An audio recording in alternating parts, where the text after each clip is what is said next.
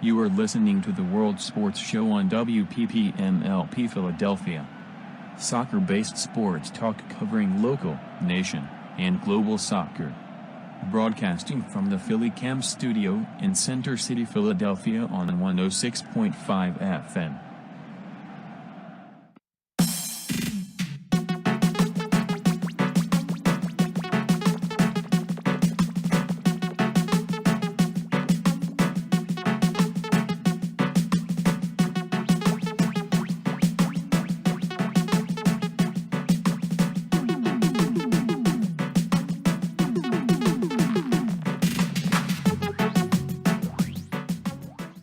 And welcome to World Sports Show. Charlie Flowe here. It is 9 o'clock on Sunday, October the 21st, 2018. World Sports Show coming to you live on WPPM LP Philadelphia, 106.5 on your FM dial at phillycam.org/listen on the interwebs.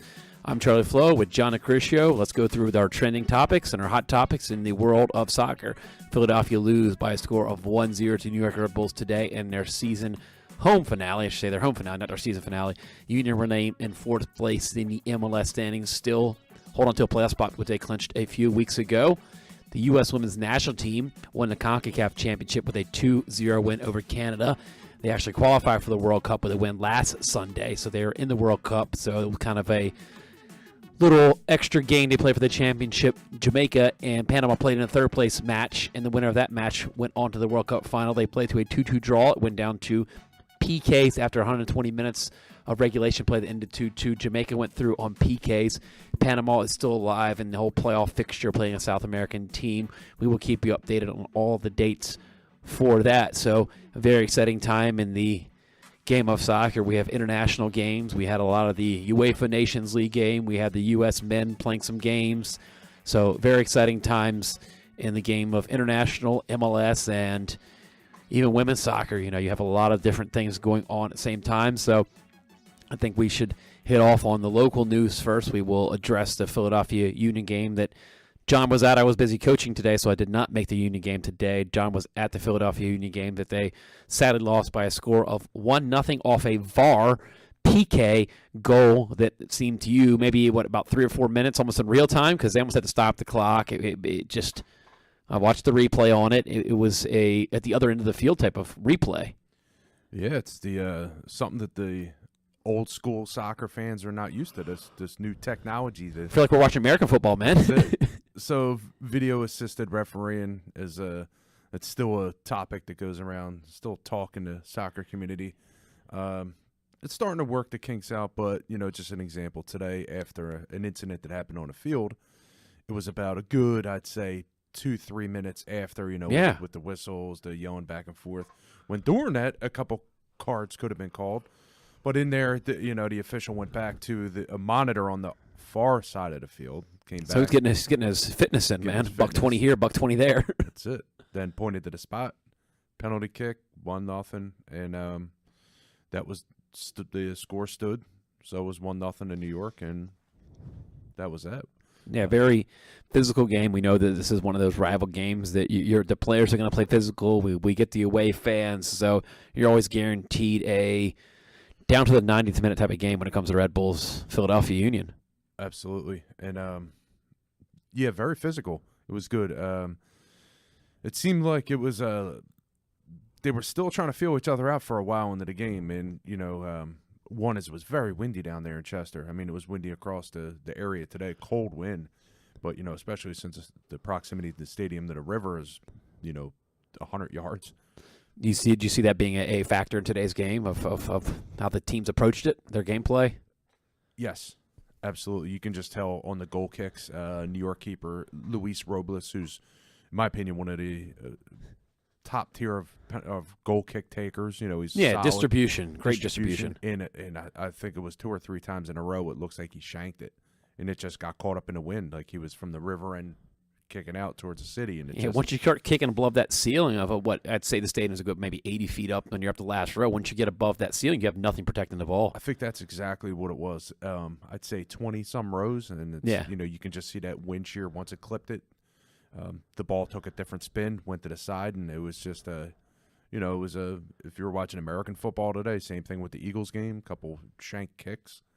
And I guess on the Mid-Atlantic states was that wind. It was a cold wind, so it definitely affected the game. Yeah, it affected my youth game. I had a youth game today, and we just happened to. I like to go in the wind in the first half. We went with the wind, facing the wind the first half. Yes. 1 goal in the first half, 3 in the second half. It just shows you our long balls were much longer. That's how it is, and it's that's one thing that we were talking about in the stands. It was not as much shooting outside the box as I would have thought. A lot more build-up, considering you got the win, and it wasn't like a crosswind. Yeah.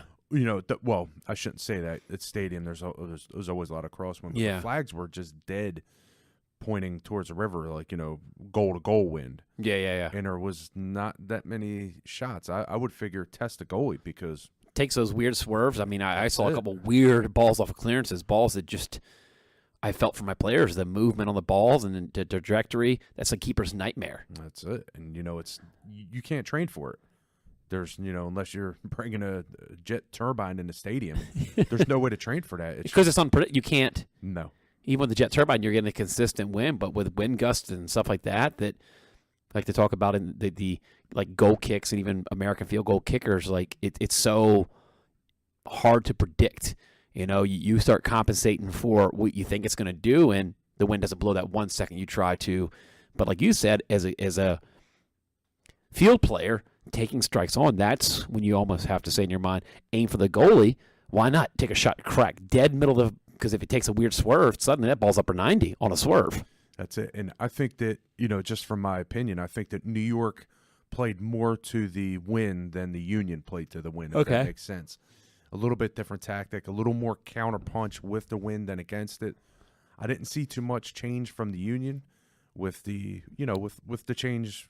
That's just my opinion, but it's definitely debatable. But it's hindsight, after a loss, But that's during a match we were talking about.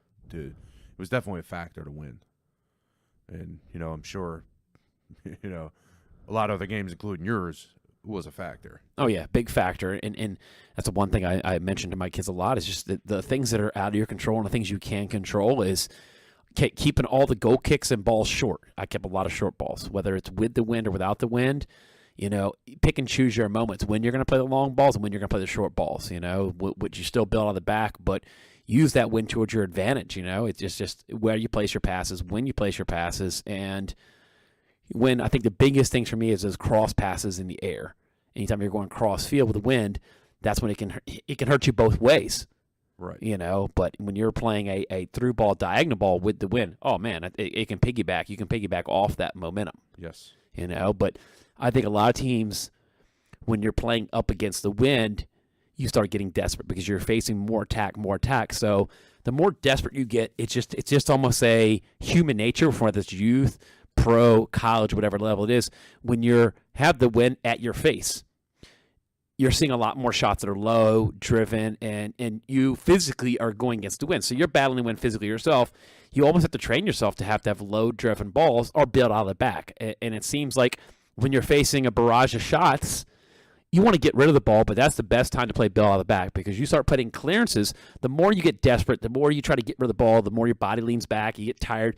So you're putting balls in the air. But like you said before, we talked about the ball hits a brick wall. You get that backspin. The more backspin you have on a clearance into the wind is the worst thing you can possibly do. Yeah, right. And so it's something you have to almost train yourself to say, okay, it's like being in quicksand. The harder you fight and the harder you try to get out of quicksand, the more you sink.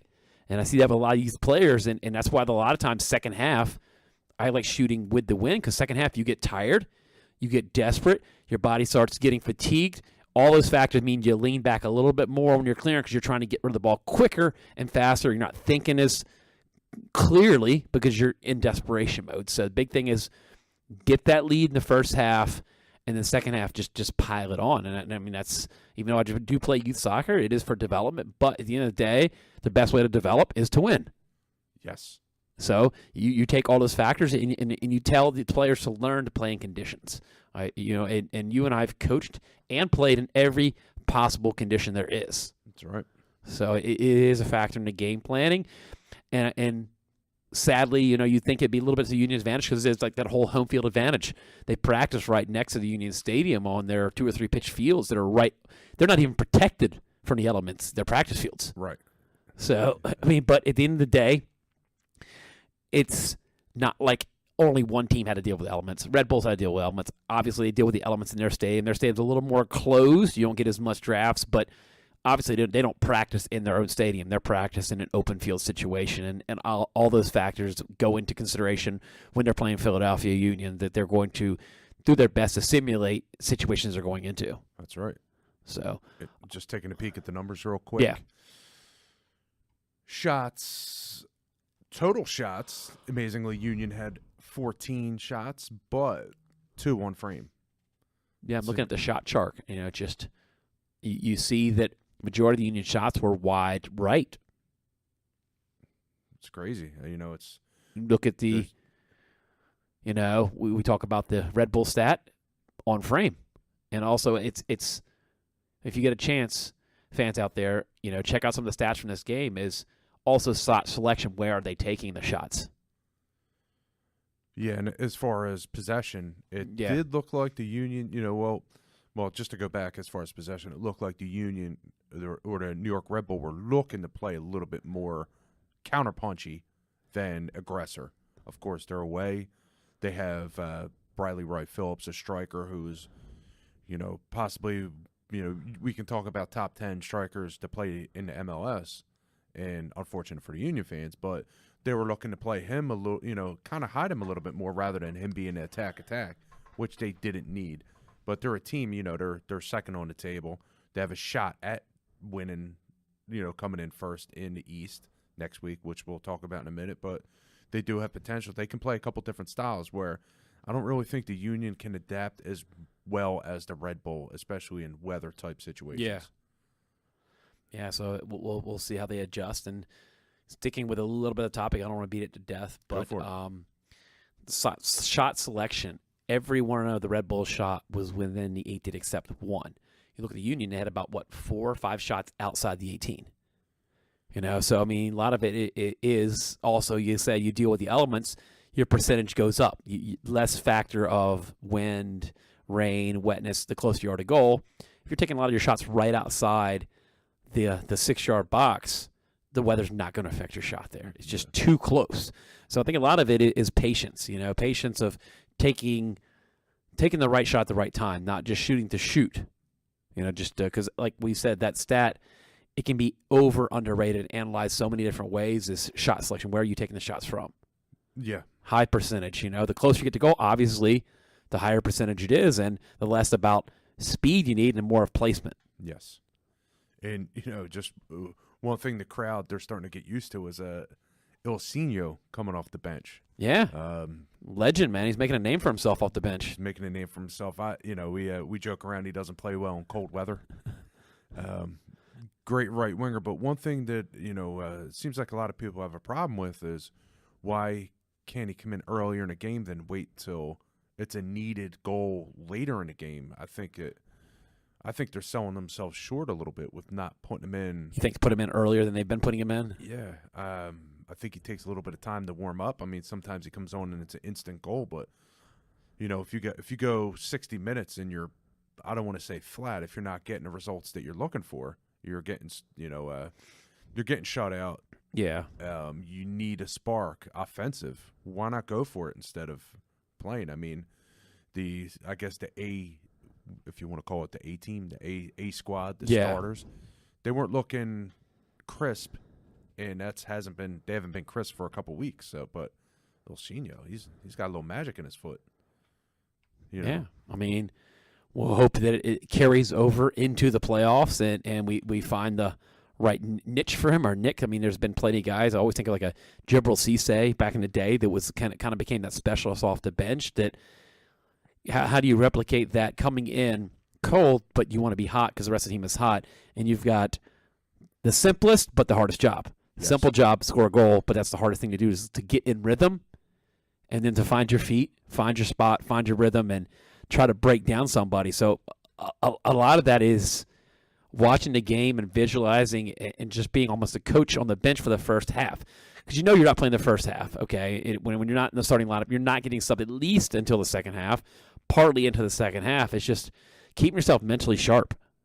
Yes. watching it, and we both know how that can be. I'm a career bench warmer, so It's tough. I mean, you look at in any sport, it's tough to be that offense off the bench. yeah, instant. Like I was always a defender, slip in, okay, just hold the fort, do what's already being done. But when you're a sub as a forward, you're coming in to do what somebody else didn't do yet. That's right. You know, it's start putting these quotes on shirts. Right. Do what everybody else isn't doing. But, you know, you play a lot of defender like me, play a lot of goalkeeper. So a lot of times when you're getting something in, you're just, okay, let's keep the situation as is. Like if we're up 1-0, put an extra defender, just keep it as it is. Don't do anything special. Just maintain the flow of the game. But like we say, that is probably one of the hardest things to do is be a sub forward. Right. And I like the coaches who were sub offense in a tight game rather than sub defense. Thinking aggressive, man. I'm We're a up little bit 1-0, more you know. aggressive, but as soccer trends say, you should go a little bit more. And we've seen Curtin do that before. Yeah. Because it stretches the field and keeps the pressure. It keeps the other team's defense honest because, end of the day, it is such a defensive game.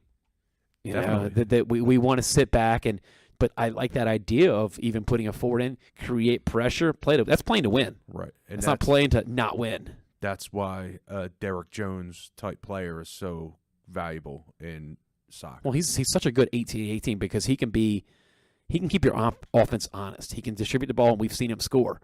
And, you know, I happen to be the luxury of coaching with Lone Stars to see that he can be a guy that can score. So it's a... Yeah, it's tough. I think they're just from what we see is, you know, that they want him to get rid of the ball, come back, get in shape. 'Cause he's fast. He's a disruptor in my book. He can come back and break up a lot of plays. Yeah, definitely a very valuable asset. So, talking about the Philadelphia Union today, lost their home finale to New York Red Bulls. They will hit the road next week. So let's break down a little bit of preview of what's going to happen next week. We'll also look up with the standings currently. So the current standings right now, everybody at MLS has got, you got a couple teams that have got, you know, actually everybody as of now in the East has got their 33 games in. You still got a couple other games going on the West Coast that'll be wrapping up shortly. You know, you do have crazy it is. You do have a team like Real Salt Lake that has already got their 34 games in. But right now in the East, we have all 11 teams are sitting on 33 games. And the 3 spot to the 6 spot, even all the way down to the 7 spot, is a logjam. I mean, there are several scenarios. You nerds with your calculators, protractors. I don't know what you use a protractor for, but you might use it in this one scenario. There's so many different scenarios. John and I were trying to figure out all the mathematical scenarios. It's almost, know if we have enough time, but you have Red Bull and Atlanta sitting on 69 versus 68 points, Atlanta on top. So 1 and 2 spots, they're locked up mathematically. It's just a matter of who's going to get the 1, who's going to get the 2. We're not concerned with that here in Philadelphia. What we are concerned with is Philadelphia Union sitting on 50 points, New York City FC sitting on 53, DC United sitting on 50 via tiebreaker, DC United 5th, the Crew sitting on 48, Montreal still mathematically live at 46 points. So, I mean, the only 2 spots that are open are to Columbus Crew and Impact, so it's a matter of who's going to get that 1 spot. DC's locked in a spot, Philly's locked in a spot, New York FC locked in a spot. It's just a matter of who's going to finish where. I mean, crazy as it is, you know, you could have Philadelphia Union jumped over by DC United, and we have to go to DC United. And I think that would be the worst thing because of how hot DC United is at home right now. Yes. Very good at home. I mean, that Audi, they're playing so well with their new stadium, Audi Arena. Philadelphia Union, they had their struggles on the road, but Philadelphia does have a nice 500 record, just below 500 record on the road this year. Amazing turnaround this year. DC United, it's I think I wouldn't call it fool's gold because I hate to call it that, but we got to remember DC United is playing in their new stadium. They're backloaded with home games. Let's pull up a stat: 1-9-6 on the road, and they go to Chicago, and it's going to be a bitter rival game to the end because Chicago guys are playing for jobs. Absolutely, coaches playing for a job or coaching for a job, and you have players on that Chicago Fire roster that are not going to back down. They say 500 road, so that's a I could see that game ending up a 0-0 type of game, just a duke it out type of game. It's going to be a well-contested game. Just like you said, Chicago's not going to roll over. No. But keep in mind as well, you know, if the Union do win, if they win the next game in Yankee Stadium, They will have the 3rd seed, which they will host. And it's still, that 6th seed is still up for grabs between Columbus and Montreal. That's crazy to think that, that Columbus Crew could get a win and jump up and have 51 points. And, gosh, if the DC United and Philly both lose, bang, you have Philadelphia that could fall as low as 5. So they can't fall below 5, I believe. They could lose, and DC United could win at Columbus Crew, so they could fall to 6. It's crazy. I was just doing the math in my head and realized that Columbus Crew could get the 3 points, DC could get the 3 points, and NYCFC could get the 3 points, and Philadelphia falls all the way to 6th seed. That's a tough little stumble. If they fall to the 6th seed, it'll be kind of like Groundhog's Day. They'll be playing probably at New York again, and New York has this unbelievable record of 11-1-4 at Yankee Stadium. Yes. The field's 15 feet wide.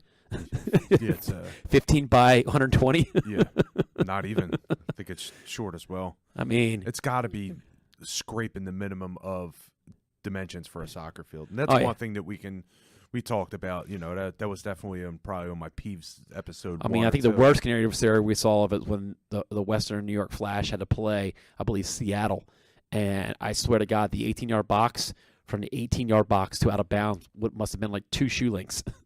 It's crazy. That's what it felt like, man. When you look at those, it's like they bend a lot of rules to make the game happen there. Right. So, but yeah, it's amazing. So NYCFC for the Union this upcoming weekend. And then it looks like the playoffs coming up are scheduled for Halloween and the 1st. So okay. It's all midweek. It's all TBD. They're going to wait for it to pan out. Then, of course, give the prime teams the prime viewership spots, which they should. But, getting that 3 seed would be great. Playing Columbus Crew and Montreal, teams that I think they can have success over and teams that they can beat. Just don't want to end up at DC. As crazy as it is, right now it's like, who would you rather play in the playoffs, at DC or New York? I'm just going to ask you. At Yankee Stadium? You'd rather play there? I'm just thinking of the worst case scenario. Philadelphia Union hit the road for playoffs. I would still rather play at DC. At DC? Yeah. Because you can actually still play soccer there. Yes. No, I'm serious. I just don't, just that whole baseball stadium and the dimensions, it's a disgrace to the game. Yeah. Yeah. No, no, man, get it out of the baseball stadium, man. Get it out of there. So can't wait till they actually play in a real. Even at Yankee Stadium? I don't care. It's not even real Yankee Stadium. It's like Yankee Stadium 2.0. Yeah. It's not even real one. The Babe didn't play there. Babe didn't play there. Exactly. Yeah, the Judge plays there. Stan plays there. They ain't playing right now. No, right. Sorry, Yankees fans, if we have a few out there. They practiced there. Well, I'm not sure if Red Bull Ron's still listening to our show. He used to bust his chops. I'm not sure if he's a Mets or Yankees fan. We never addressed that with him. Well, today we won't let him on. Red Bull Ron? Yeah. Sorry, Red Bull Ron. He ain't coming on. Yeah. Well, your team does play in Jersey, so you're not a real New York team anyway. Yeah, right. Especially, not today. Not today. Hey, they did get the W today, so, it is an interesting Eastern Conference that the conversations all season long have been Atlanta, Atlanta, Atlanta. Red Bulls win. Atlanta loses. Red Bulls will walk away with the Shield. We've seen them with the Shield many a times. I like it. I like that Red Bulls might win the Shield because they win the Shield, they don't win the Cup. Right. Go ahead. You can have your Shield. You can go eat your platter, get your food, but you don't get the Cup. Yeah. So that's interesting. Yeah. Keep your Shield, okay? Go play your little video games with your Shield. Yeah, I just wish it had a little bit more weight than it does. Like something. Not physical weight as far as, Yeah, I know what you mean. That it's meaningful. It's the same thing with, like, when we see NWSL, the Shield winners. I think European players get really excited about it. I'm like, it's a one seed in the playoff. That's all it is. It's good for the fans. They should, pass it through the. It does give you that home field advantage. So actually, it is meaningful in that sense of the home field advantage because we look at the MLS finals. It's not in a neutral site like NWSL. The finals at a neutral site, so the one seeds is absolutely meaningless. You got the one seed, but you still got to play the final on the road, which is garbage. So we'll get into that when we get into the women's soccer breakdown a little later. Let's flip the script. Let's dive into the Western Conference because that is wide open. You've got very similar situation where you have a 6 and a 7 seed, which is Real Salt Lake and LA Galaxy that are kind of jockeying for that last playoff spot. Like I said, Real Salt Lake, their season is over. They played the 34 games, but everybody else is sitting on 33 games. So I don't know how with scheduling that ended up funky like that. We'll have to go back and figure out why it was set up like that. But Real Salt Lake has played 34 games. They're sitting on 49 points. You've got LA Galaxy, very similar situation to the Union. They've got a hot European player on their team who have scored, in 5 straight games? I mean, I saw that in some ticker when I was passing. Believe it or not, PBS, local WYAH, local PBS station had a ticker that said that Ibrahimovic has scored in 5 straight games now. Wow. So that's a scary team to get into playoffs. And it's not the Bruce Arena LA Galaxy, but we remember the LA Galaxy when Bruce Arena was the coach. They would get into playoffs and come up with a tear. I feel like they would coast until August, and they would just turn it on. Yep. And that could be this LA Galaxy team now. That's a scary team, so I don't want to see LA Galaxy in the playoffs, even though it's a Western Conference team. Maybe I do. Maybe I want to be entertained. Sure. Yeah. I mean, I think the league needs their dose of Zlatan. Because, come on, what would it be better? An LA Galaxy, Los Angeles Football Club, somehow they meet in the playoffs. That would be amazing, especially if it's a home and away. We would have a home and away LA derby. I mean, there's very few who before the season said, what Sporting's going to be top seed in the West. Yeah. I was thinking barely making playoffs, let alone taking the Peter top seed in the Vermes, West. I mean, he's making a case that I know his name has come up in talks of being the next U.S. men's national team coach. And, I mean, the way he's turned around Kansas City this season, I mean, they're solid on the road and they're solid at home. They got a winning record away. They got a winning record at home. There's not many teams in the MLS period that have a winning record at both. I'm actually pulling up the stats now. Yeah, pretty much looking at Atlanta, Red Bulls, and Sporting KC, the only teams that have winning records at home and away. I mean, other than Seattle, they're the least scored upon team in the West. That's another team actually I saw, but they're just above 500 on away. But that's the thing is they got 5 losses at home. It used to be Seattle was a fortress, but it is a fortress that can be broken through now. But you look at the West, you've got Sporting KC on 59, Los Angeles Football Club sitting on 57, FC Dallas sitting on 57, Seattle 56, Portland 54, and Real Salt Lake 49, LA Galaxy 48. You got a huge thing there that you have Seattle could finish with 59 points. I mean, you have all these scenarios where Seattle and all those spots are up for grabs. Yeah, and if I do believe at the beginning of the season, Seattle started out bottom of the table. And right now, what is helping them? They have 17 wins, as do Sporting KC. So that's crazy. Seattle could jump all the way up to the 1 seed. Defense, Seattle. You could go or you could lose and not have you could be on the road the entire playoffs pretty much, at least the knockout stage. That's crazy how.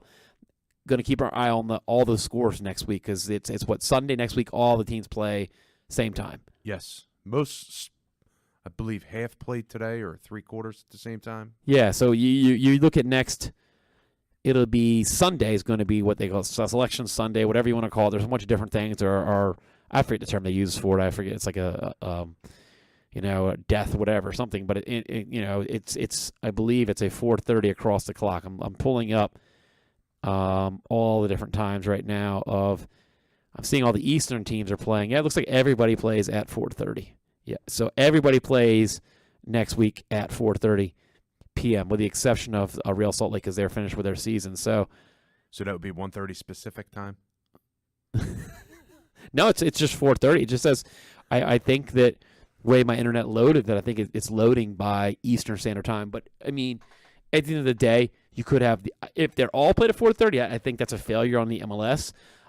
I think you have to have all the Eastern teams play at the same time and all the Western teams. So I would like it to be instead of having all these games going at the same time. So let's have all the East go at the same time. Let's give it like 2 hours later and all the West. That to me that gets you ratings. It's already I think bad enough that they're playing all these on a Sunday. I think that one thing I will knock on the MLS scheduling and even local scheduling is that a couple of times the Philadelphia Union have gone simultaneously as the Philadelphia Eagles, and it looked like it was a little bit of a late arriving crowd because of. Yeah. And to me, you got to have a little bit of flex schedule. Tonight would have been a great night. Have a Sunday night MLS game. Make it like a 7 o'clock game. I mean, let's be honest. It is a different demographic, but Philadelphia is an Eagles town. It's a sports town. Defending Super Bowl champions don't go head-to-head with the Eagles. Stop being stupid. I don't know about going Sunday night as a... Come on, Sunday night in Chester? Nah. Or Saturday night football, man. Not in late October. Yeah. Why not? You can't go head-to-head. If you're going to go, you got to go early on a Yeah. Unfortunately, you got to go early, but you got to. Yeah, sometimes you just got to do what you got to do. Got to do it, but they're not worrying about the Eagles' schedule. A better option might be Saturday. Saturday Night Football? Yeah.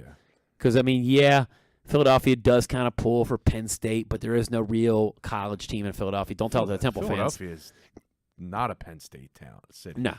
We're not a college town. We're a pro city. We do have Temple. Temple had their homecoming yesterday, but, I mean, I don't know. I mean, Temple just did knock off a ranked team. They did. And Penn State's not doing the best right now. Nah. So, I still think that maybe one game a year, get one MLS game a year at the Link. One game a year. What's your thoughts on that? I mean, I'm a South Philly resident, so, I want to be able to walk to a game.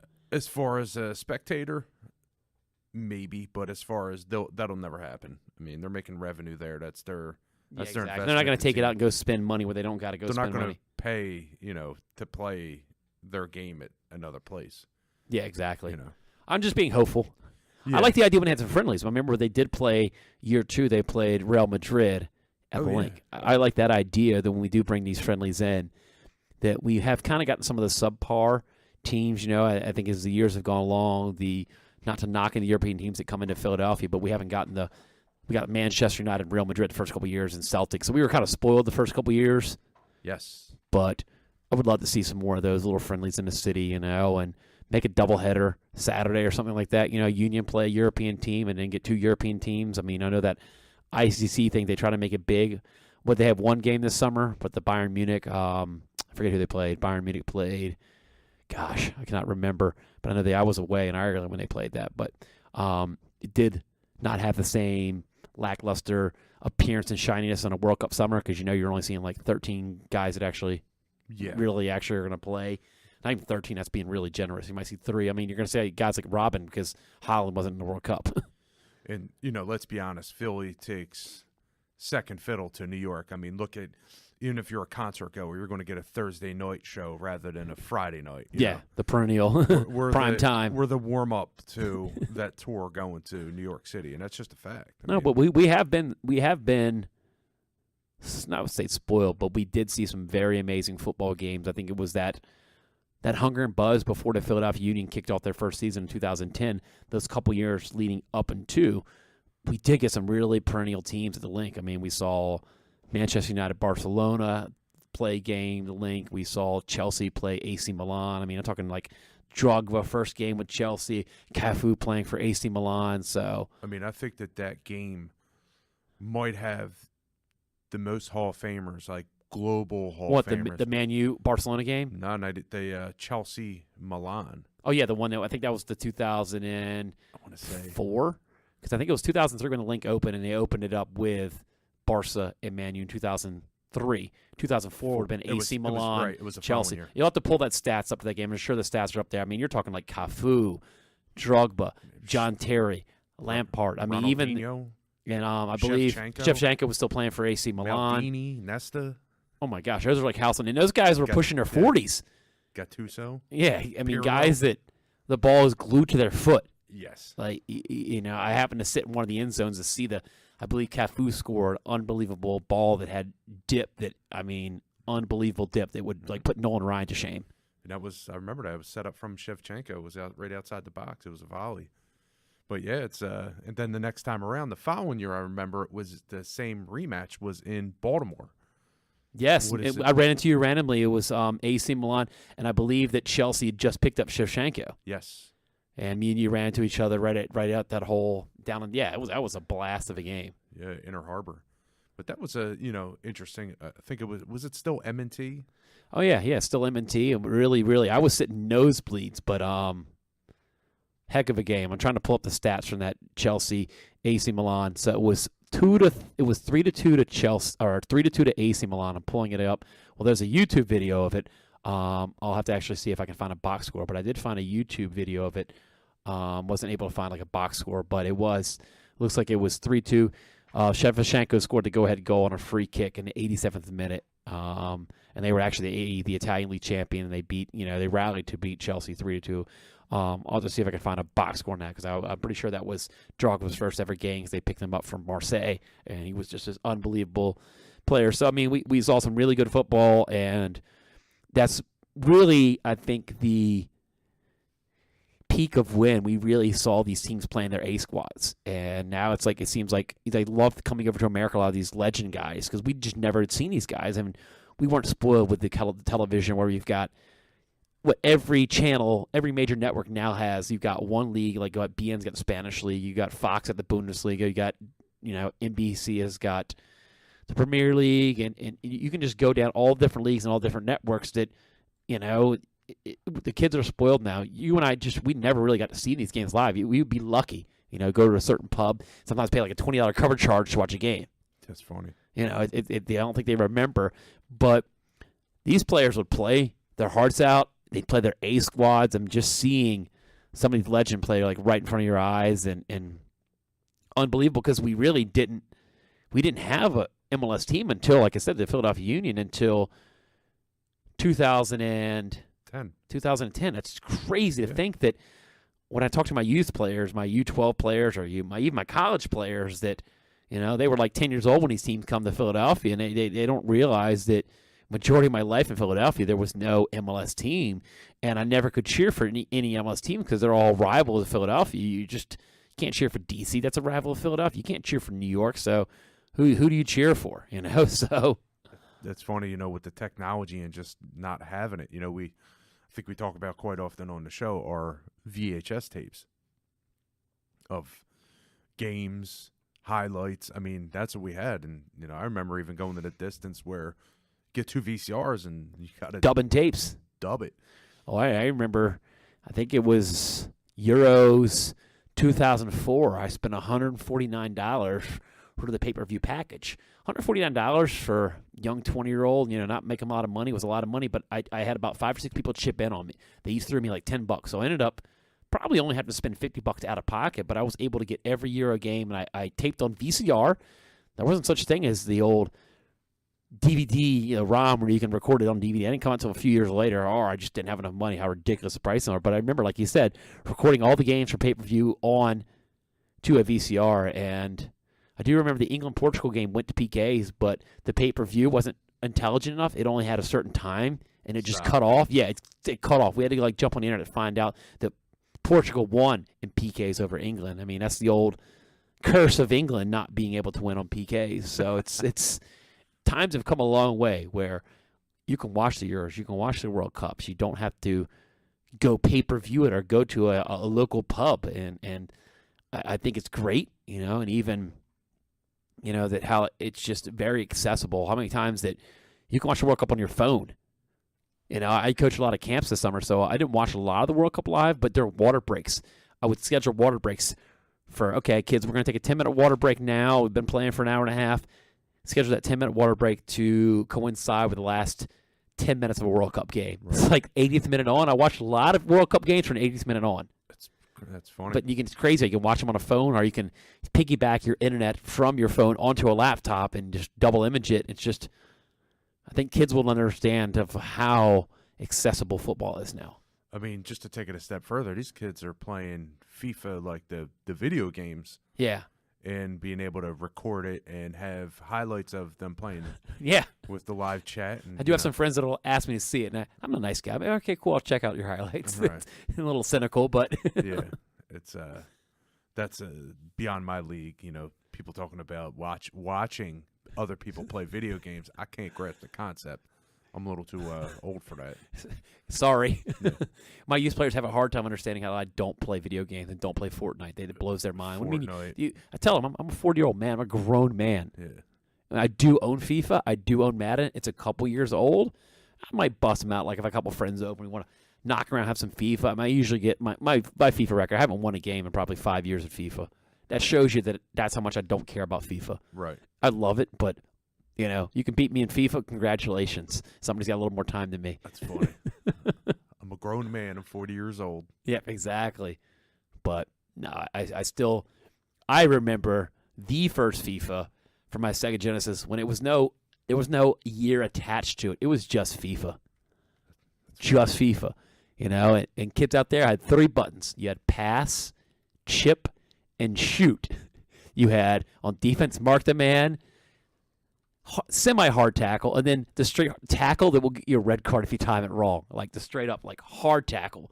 And I'm pretty sure if you match 2 of the buttons at the same time, the guy would 2-hand shove the guy. I don't know if you remember that on old FIFA. Absolutely. I think if you mash the 2 buttons at the same time, you just destroy the guy with 2-handed foul. So me and a good friend of mine, Nathan, used to turn fouls off. We would turn the fouls off and just literally be on the same team. And I would go just destroy the guy with 2 hands foul it, and then my buddy would be right there to get the ball. And literally, I would just be the guy setting picks, just going down the field, 2-hand pushing everybody. That's funny. Or another challenge was see how many red cards you can get.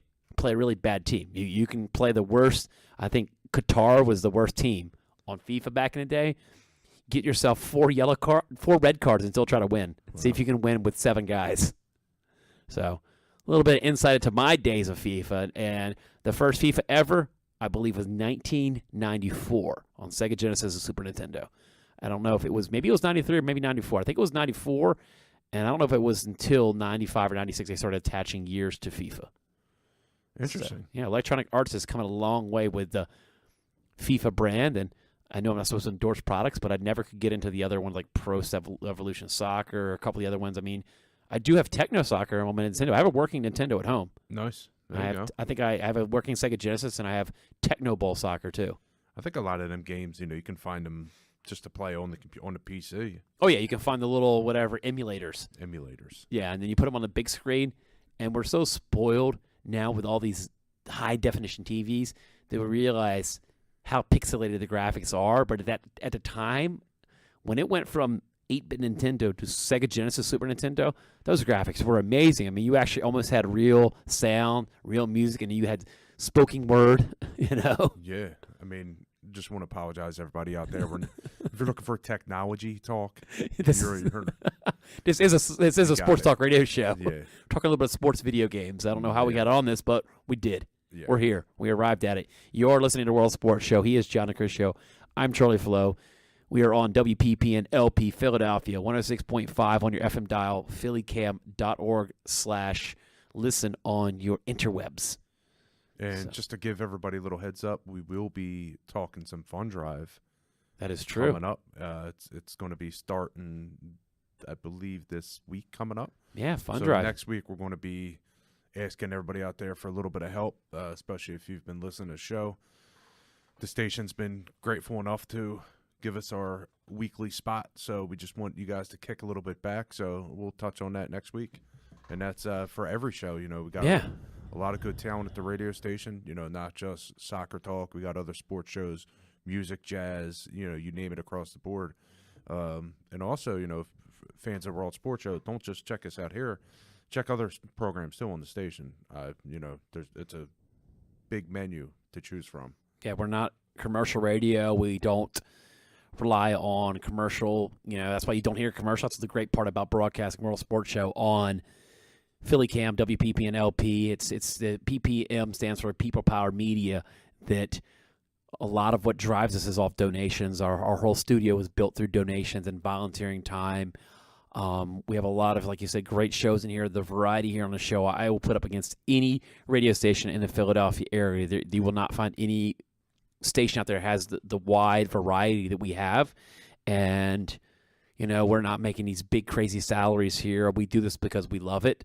If you can get a time to donate even as little as $5, the biggest thing you can do is go to phillycam.org and follow the links there and just donate to public radio. That the great part is we're not some corporate thing that we're listening to some corporate guy in some office in some high rise telling us what our content's got to be, what we're supposed to say, what music to play, what commercials to play, what products to endorse. This is all people-powered media.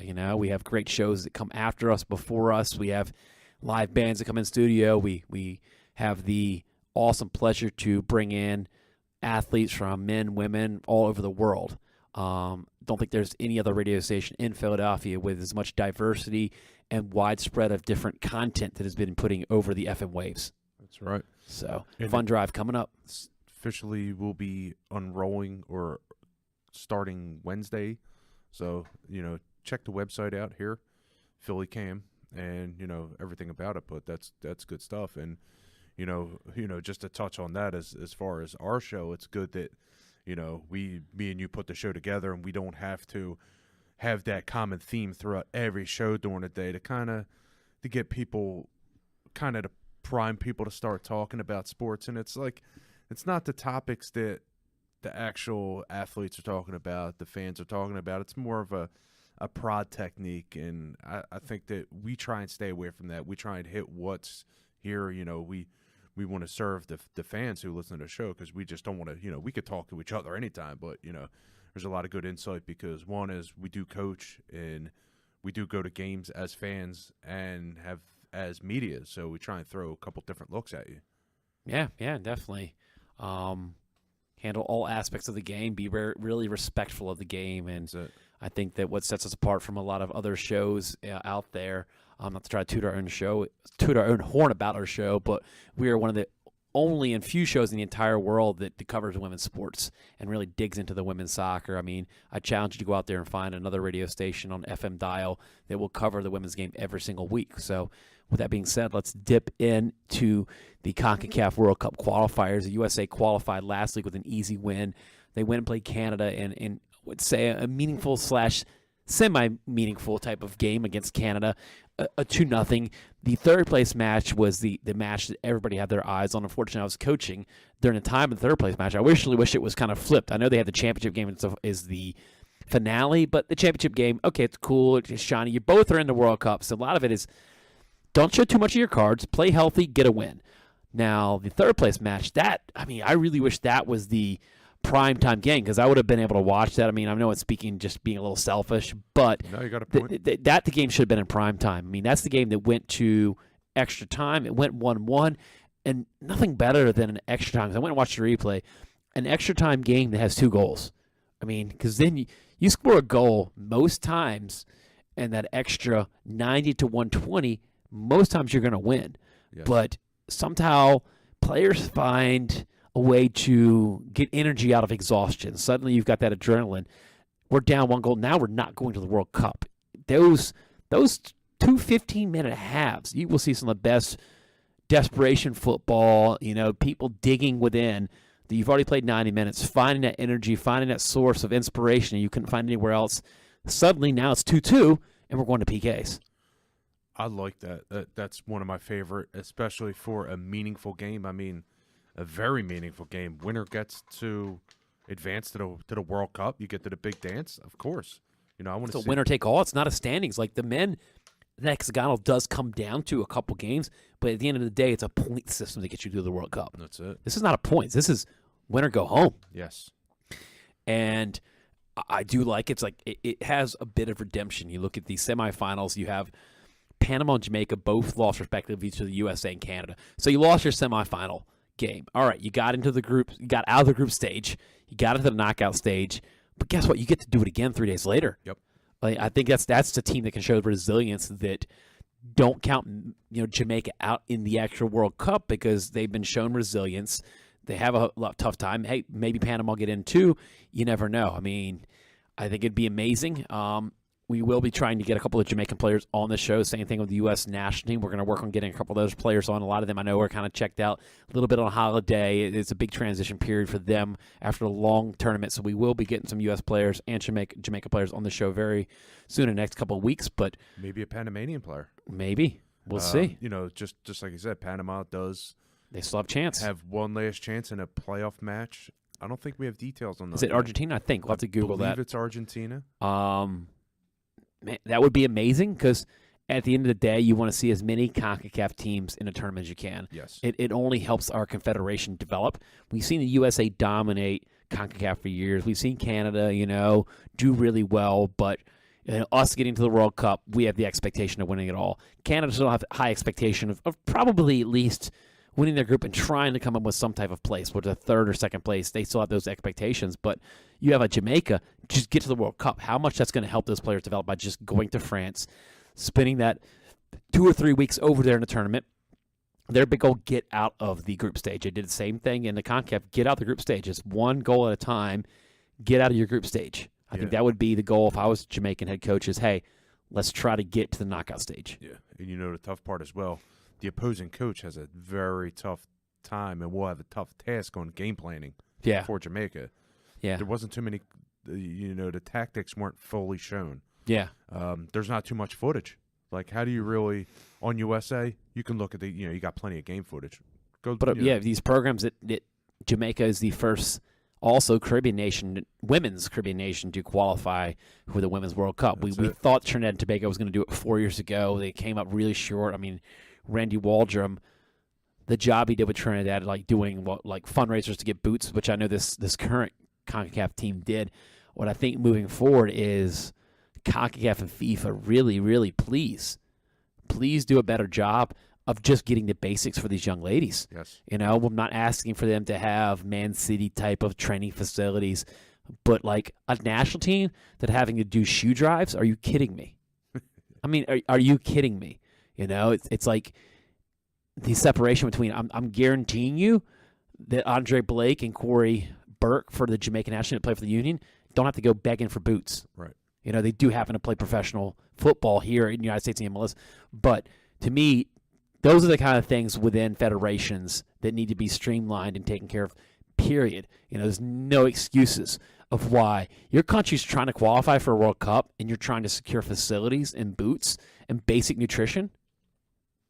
I think that there's still a lot that needs to be done in the women's football world. I mean, you sent me an article about a very famous Mexican player that as a coach that was unfortunately found dead. Yeah. And we've seen a lot of the reports come out of Mexico, a lot of these players making pocket change playing in professional leagues. It does make a lot of the old men, the old boys club, uncomfortable. They don't like the idea of, okay, we've got, two piles of money. One should go to the men, one should go to the women. Really, this day and age, more money needs to go towards the women because they're that far behind in facilities, nutrition, the things that should have been right down the middle, to me, need to be more of a 40-60 split. The women should be getting a little extra because right now you've been shafting. They haven't been getting rights. Okay, you get the field at 11 o'clock tonight. Oh, you don't get the nutrition. You're going to tell me that the Mexican men's national team doesn't have access to the best nutrition and food there is. Because the Mexican national team, they have not got out of the group stage or knockout stage forever, but every World Cup they're getting into the knockout stage. Yes. The Mexican women are struggling to even get in. They thought that this Mexican national team was one of the better teams going into this World Cup qualifying, but they did not get in. To me, you can't blame the players. You can't blame the coaching staff. It's not an even playing field. No. And I wanted to see an even playing field. I won't want U.S. women steamrolling through qualifications, putting up these 8-0, 5-0s. That's not a game. What is the U.S. women getting out of that? Absolutely nothing. I think the best way for us to prepare for the upcoming World Cup is like these Tournament of Nations, She Believes Cups. That's the only preparation, because really the only game that really U.S. really was semi-tested was against Canada. The last game that was meaningless because they're already in the World Cup. Yeah, semi-tested. First 20 minutes. Yeah, exactly. Teams that can hang around. We saw it with I forget which game it was. It was only like a 1-0 at halftime, and then the floodgates opened. Was Canada. Yeah. Yeah. Well, the Canada game, one of the group games, I cannot remember which game it was. One of the group games, it was literally 1-0, and then the floodgates just open. And that's the thing is, teams can hold the U.S. to one goal, maybe 0-0 for maybe 20 minutes, hold them to one goal, and try to get in the second half. And it's just that once it becomes 2-0 and 3-0, then it becomes out of reach. All right. So my question for you for the U.S. national women's team is, who's your starting 11? Who's my starting 11? Yep. We've talked about that. I mean, I think as Jill Ellis, she's got to take this little bit of time off, really start looking through, okay, we don't know who the number one keeper is. We still look at Nair and Ashlyn Harris, and with the World Cup, I believe you're going to be able to take 3 keepers. In this qualification, you only had 2, so she's going to take 3 keepers. Who's the third keeper? I say maybe Campbell. So Franck. Franck. I mean, she has proven herself and need to sell herself. Sure. I mean, I think the big thing is the next camp that we see, I think you bring in 4 keepers to that camp. You got to bring in 4 keepers. Right. I think, to me, Franck is one of the best shot stoppers in the nation. Yeah. Pure shot stoppers. And take some of the model that Let's take a model of Mark Parsons, what he's done in Portland, and take a little bit of a look at what Paul Riley's done. You look at that back line. You have players that weren't necessarily household names. You have players now that won't be in the World Cup, that were in the last World Cup. I mean, you're not going to see Ali Krieger. You're not going to see Klingenberg. They weren't in the qualifications. I mean, this is the next generation. You have to pull it over to balance. You still need, I think, the veterans. Like, I think you still need Sauerbrunn because she's still top of the game. Yeah. She'll be there. There's been a lot of talk with Carly Lloyd coming off the bench. I still think she needs to be there. I don't like the idea that she's coming off the bench because that's not her style of play. But let's keep in mind, maybe she does. Maybe Jill Ellis does have Carly come off the bench. Let's remember what happened last time she came off the bench. What she did in the believe that was the Olympics that she came off the bench, or no, it was the World Cup. She came off for Shannon Box was injured. Remember Shannon Box, because Shannon Box gets hurt.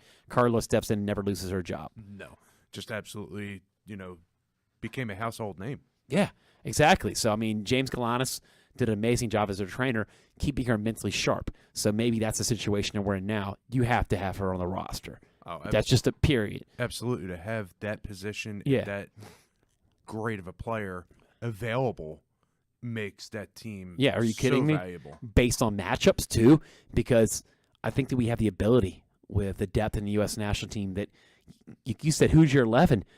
You don't even have to have an 11. You can base it on need base who we are playing. Are we playing France? Are we playing Germany? Are we playing Sweden?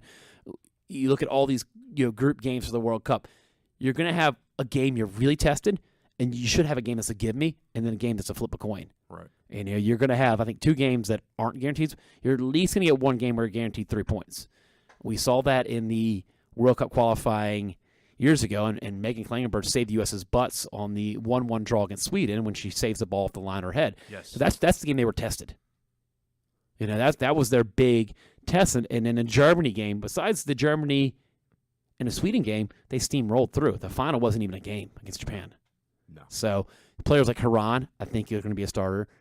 We had mentioned earlier about Alex Morgan's coming hot. I think you ride it out and hope that we look at who's going to be clicking in 9 months from now. Right. I'm just saying. Yeah. If it was now. Now Alex Morgan's a starter. I mean, Haran's a starter. Well, let's even real quick. We got 1 minute. Let's. Where are your possibilities of not starting now? Like, just looking back through the tournament, where do you see somebody who's like an iffy, like in between? I think a player that's right on the cusp is like a Casey Short. We've seen her start some. She's a very on the cusp player, a new and upcoming player.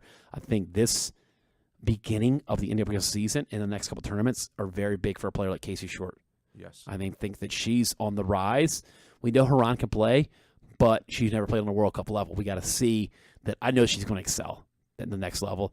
Even a player that has been around for a while that's come off a nasty injury, McCall. Yes, seeing how she heals up, she's found her way in. Paul Riley has really brought the best out of her. I think we need a player like her in there. Yeah, I think she'd be on the roster. I don't know if she's going to be a starter, but she needs to be in there. So is it fair to say that the goalkeeper spot is the most debatable? I think that is the most wide open spot right now. I mean, it's between Harrison, Nair, or like I said, if Franch comes in, or even Campbell. I mean, Campbell, I think, has come into some situations where she was in some tough situation. I think a lot of it's just getting the games under her belt. Does Crystal Dunn move, or she stay put at wingback defender? I like her at wingback defender. If you're going to play the 3-back system and run the wing, put Crystal Dunn back there. You know how much of a nuisance she can be for defenses, knowing what she can stretch the field? Yes. So, but I like her as a forward, and that'll be a debate next week. Yeah, Crystal Dunn is a forward versus Crystal Dunn is a. I know that FIFA does have the national teams on the FIFA, so we should have a U.S. women's team simulated on FIFA, but put Crystal Dunn 1 at forward and put 1 at back and have the 2 teams versus each other and see. Have all the identical lineups, everything's the same, but just switch Crystal Dunn and see what the simulation does. I'm curious. Unless somebody wants to do it for us. Yeah. They need to add NWSL to FIFA. So FIFA, if you're hearing us out there, the manufacturer of FIFA, which is Electronic Arts, please put NWSL in the next FIFA. I know the next one's already out. I want to thank everybody listening to the World Sports Show. He is John DiCriscio. I'm Charlie Flowe. Listen to the World Sports Show every week on WPPM LP Philadelphia 106.5 FM. We are out. We'll be back next week, same time, 9 o'clock every Sunday. See you guys soon. See you then.